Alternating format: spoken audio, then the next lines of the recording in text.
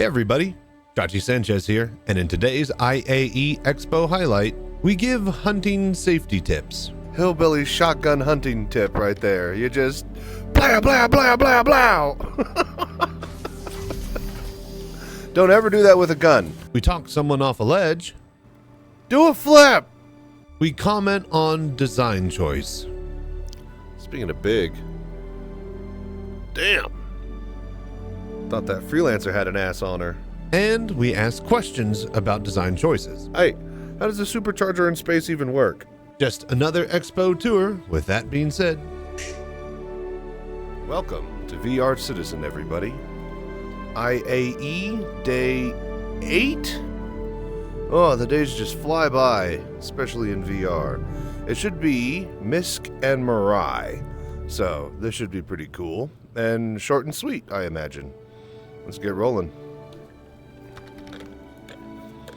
Oh, dude, Snarfster! 18 months on the resub. Happy Superversary. Superversary. Like a Subaru. I'm doing it. I'm streaming in the morning. I'm trying to have my cake and eat it too for all my audience members. Also, there might be a Star Citizen Live that I could possibly get rated. Weekend bud, always good indeed.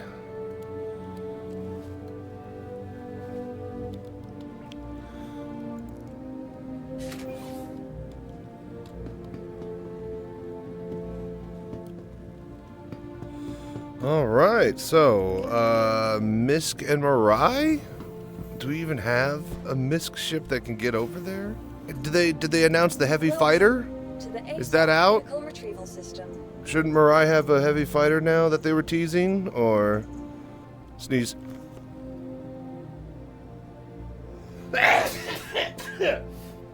Triple that time. Okay. Oh, I have like a quadruple. Sometimes we get a pentuple in there. You got like a shotgun. You just gotta load them and just pump, pump, pump. Hillbilly shotgun hunting tip right there. You just blah blah blah blah blah. Don't ever do that with a gun. Do not go take a shotgun and do that with it. Let's get rolling. You are clear to launch. I like the layout. Let me guys show you what I see here. All right. So this is what I see. I like the layout. The switch is on top. A little bit hard to actually see the names and stuff, but everything else looks great from this position. That looks good. That looks important. Thank you. And please. I'm assuming those are shipping lanes. See, you can see the lanes. That's what this ship does, right? How do I unfold? Unfold is a lever on the dash. Extend cargo spindle. You know, that's not as impressive as the C. It's still kind of cool, though. All right, then.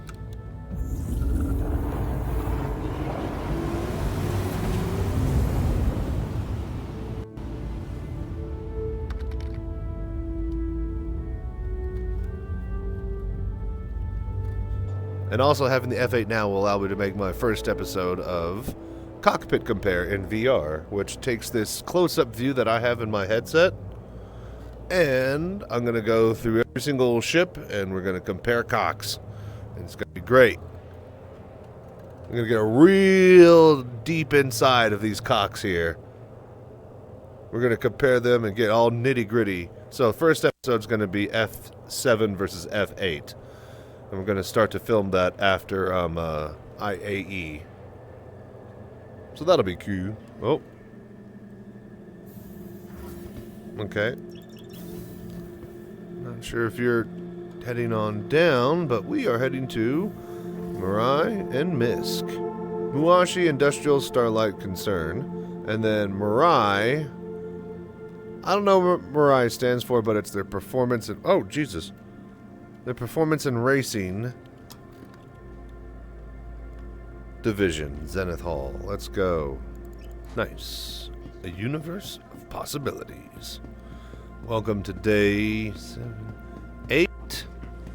Yes, 8. Oh, so this is the MIRAI, the first MIRAI, the racing Fury, basically.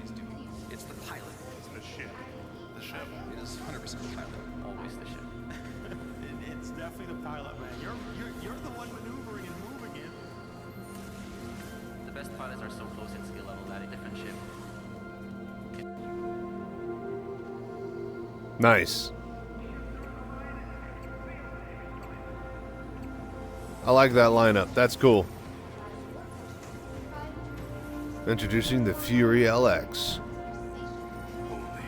Wait a minute. Were those actual racers? Different conditions. An invaluable asset in a constantly changing universe. I forget that both seats swap over to B-Wing mode. To the center. I do like a good vertical ship. Either way, we're wasting our time here. Let's get on up to the expo floor. In the middle, Prospector, the A. Then we have the whole C, Starfarer and Starfarer Gemini. In the back. Then on the left side, we got the Freelancer room with the regular Freelancer, the Dur, the Max, and the Miss. Then we got the Mako, Sen, Kor, and Tana of the Reliant series. Then the MIRAI Fury, the Fury LX, and the Fury MX. So that's going to be cool to see. We got the Razor LX, EX, and Razor down in the halls with the Endeavor, Expanse, and Odyssey hitting up the actual Hollow suite. So yeah, actually a lot more ships than I had given them credit for. I forgot about how industrial they really are. But let's start out with the best industrial ship out there. The starting miner ship, the Prospector. What more can be said about the best in show for what it does, which is get you up and running and mining quickly. Smaller saddlebags than something like a mole, but for right now you can swap out the mole saddlebags onto this thing to get more space. That is a bug. They will fix that in the future. It handles like a drunken sailor. It's got a shitload of boost though because it's an industrial ship, so just hold the button down and turn and burn. You can swap out the laser head and laser modules. Inside it's got like I think a double-decker bunk bed. Either way, living quarters inside. Just nice little starter miner ship. And then speaking of other starters, we got the one that we took over here, the Hull A. As we know, this can this can extend and have things flap out, and you could put cargoes and stuff on the grid. And it can land fully laden, I believe is one of its special kind of perks as far as the other Hull series. View out the big bubble window is nice. True. A lot of their ships have that kind of bubbly window, but some of them have a lot better view than others. Because you're a miner ship, they actually don't give you any MFDs that block your way, so you have a nice bubble view everywhere, compared to the same type of cockpit window layout over here. Except where you, like we saw before, have that big old console of switches and buttons. So, yeah. Oh, okay. So this is the C. Well, that's the C. And then this is the C, what do you call it? Unfolded? Unstowed? So this thing can't land on the surface with cargo because it's got these vertical axis crate landings, or crate spots, gravity pads, whatever. And yeah, so they have this model in the cargo hall. That's opposite of the mining hall whenever they have those. And looks like they put that model right here in front of the actual Hull A. Or Hull D. No, C. Whatever the letter is. Jesus. But yeah, this thing is big and... Do a flip! He's regretting his choices now. Oh! Nice. So yeah, this thing is very, very large, and it gets even larger, as shown by the model over yonder. So the whole thing splits in half.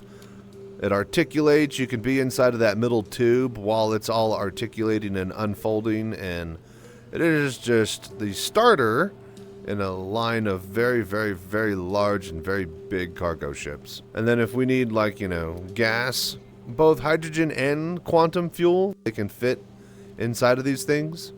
So your big old tanker truck Also, there's a lot of missions that we do with this thing. I think the Xenothreat mission or whatever it is, where we got to go take the volatile cargo out of the back.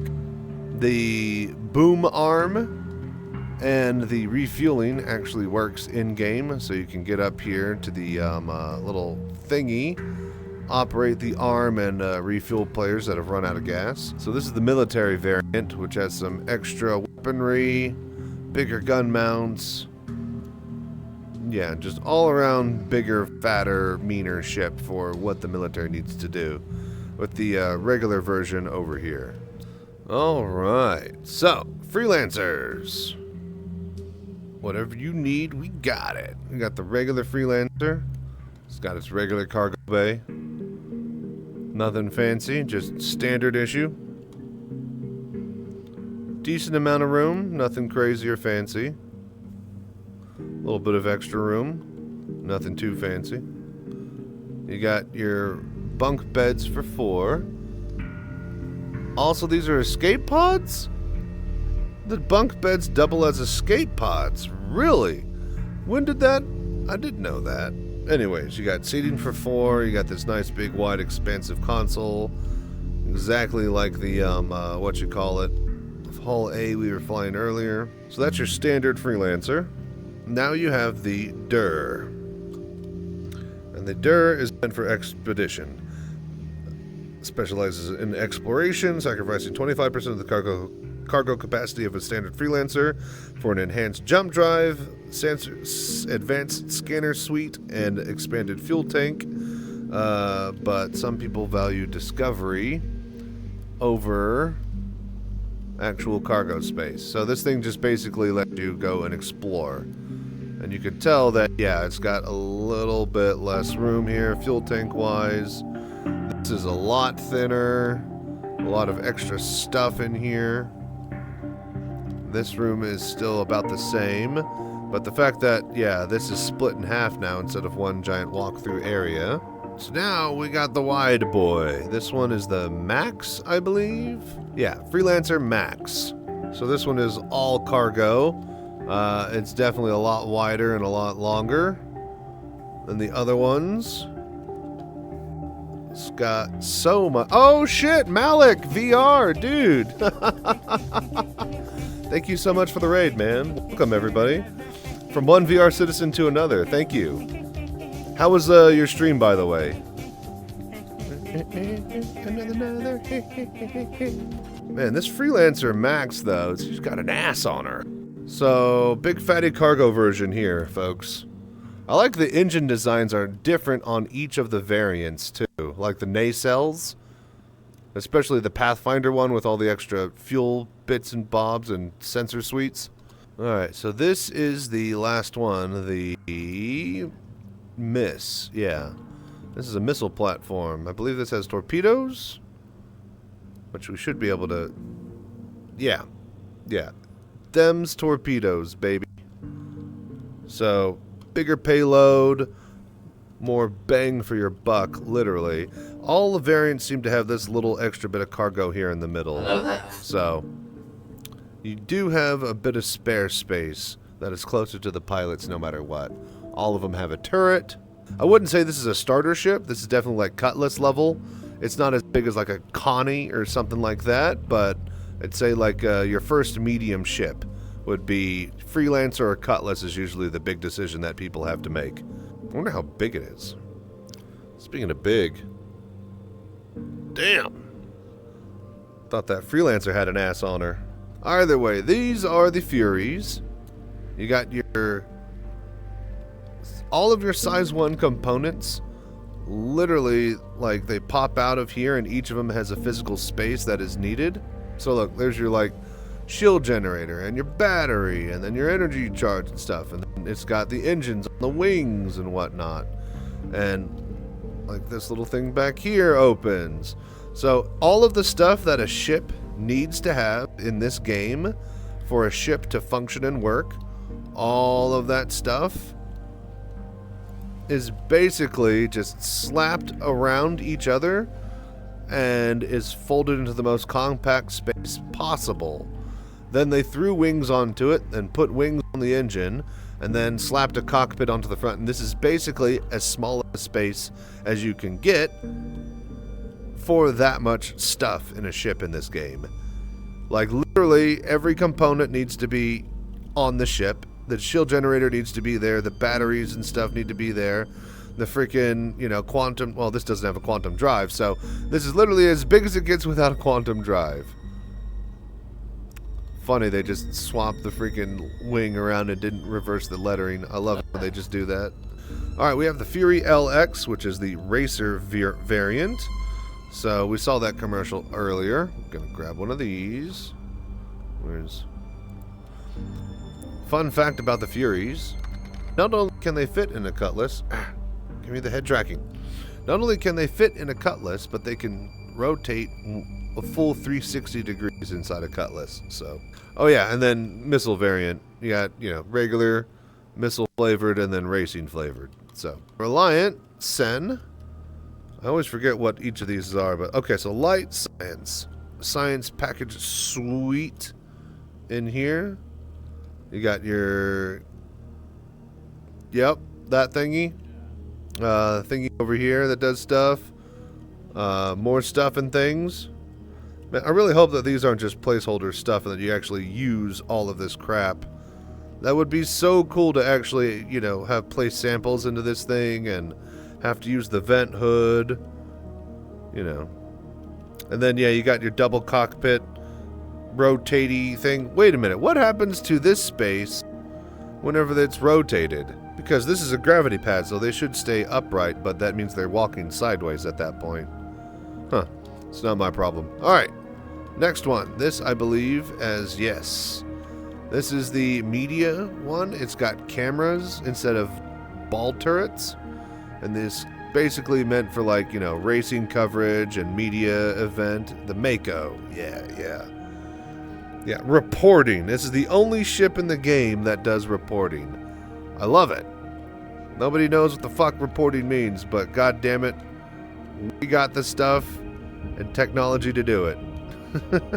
Oh, see, yeah, now this all needs to work.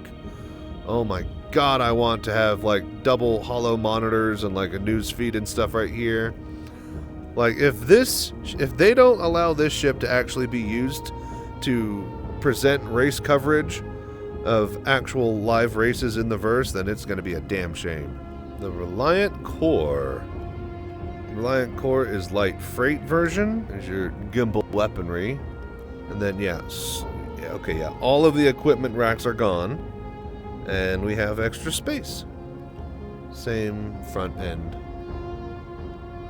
Yeah, the Reliant series, really interesting. If you're into vertical ships, they got that B-Wing kind of flavor and flair.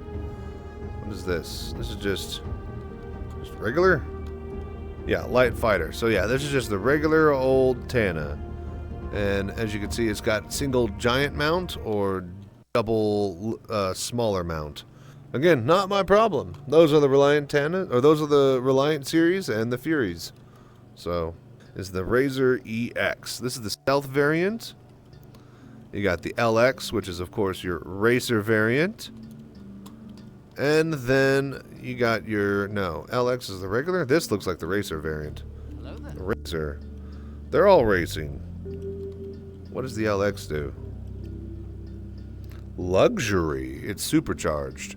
Wouldn't you want the supercharged on the racing version? Oh, it gets supercharged. It's not a supercharger on there. It's like, how does the supercharger in space? Hey, how does the supercharger in space even work? Anyways, the MISC Odyssey. So, survey distant frontiers and explore the furthest reaches of space with the MISC Odyssey, the most advanced and complete exploration ship available to civilians. Designed to be extremely self-sufficient, Odyssey comes with an onboard refinery, built-in mining tech, expansive capacity for supplies, and hangar capabilities for housing a small ship, along with comprehensive, comfortable accommodations for a crew of 7. So wait a minute, exploration, but it's got its own damn refinery on it? This is a mining ship. Alright, make no mistake, this is a mining ship. Alright, or the base of operations of a group of miners. You're not exploring fuck all with this. You're exploring shit to mine.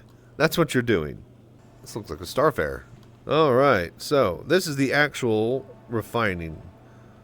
Expansive self-contained refinery system seeks to redefine industry standard for entry-level vehicle-based mineral processing, specifically designed to operate in tandem with mining ships like the Prospector. The Expanse is the perfect complement to any mining operation, thanks to its ability to transform full raw mineral pods into sellable material.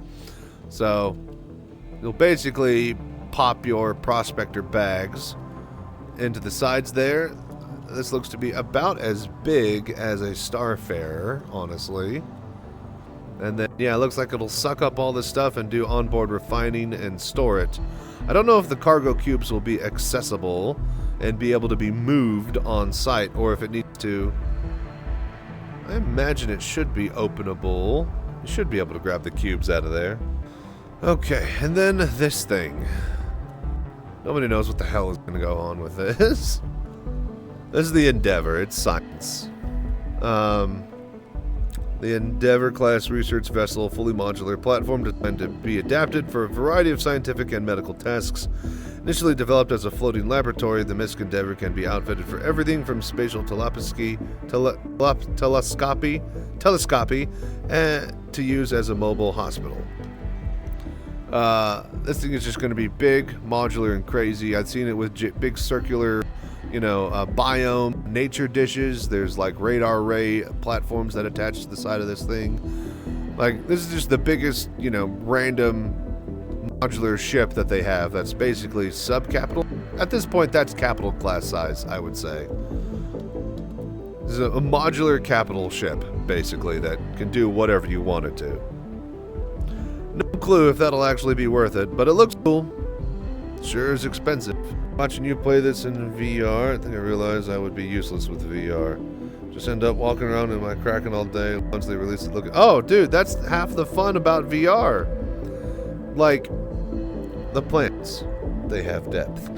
The walls, they have, well, not these walls, but like, regular, all the other walls and stuff like that, and like the vents and the greebling and all the bits and bobs, they all stick out and pop because 90% of the surfaces, I can't explain that here because all of these surfaces in the Expo Hall are flat and smooth, but like most of Star Citizen is not like this, and it's a real treat to watch in VR. So anyways, folks, it's been MIRAI and MISC, another day at IAE, a universe of possibilities. Thank you guys so much for dropping by and hanging out and watching the YouTube highlights of this Expo series.